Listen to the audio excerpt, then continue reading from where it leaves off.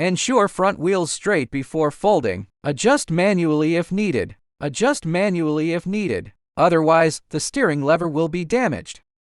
Step 1. Press and hold the power key. A single beep indicates power off completion. Long press the battery power button.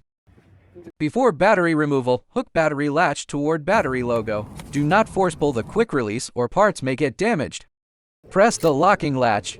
Pull up battery quick release. Once the battery separates from the connector base, slide it upward to remove. Step 2. Lift seat panel up from both sides. Prevent one-sided force to avoid damaging positioning pin. Step 3. Remove and fold the floorboard. Step 4. Rotate both side limit knobs. Lower the seat plate support rod. Do the same on the other side.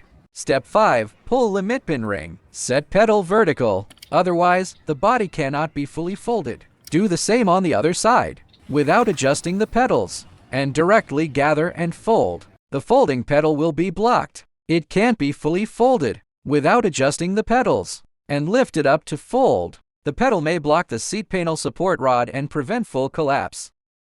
Step 6. Lift the 2 pull rings at the bottom of the fabric pouch with both hands. Bring it to a slightly collapsed position. Do not pull forcibly. Collapse body diagonally. When collapsing, make front wheel malafemily limit tabs engage.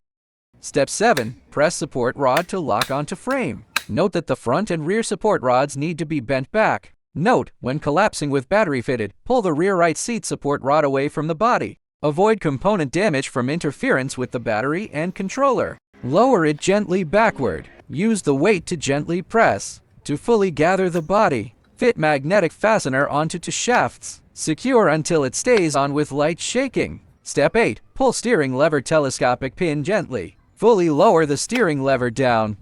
After folding, you can also manually assist in towing.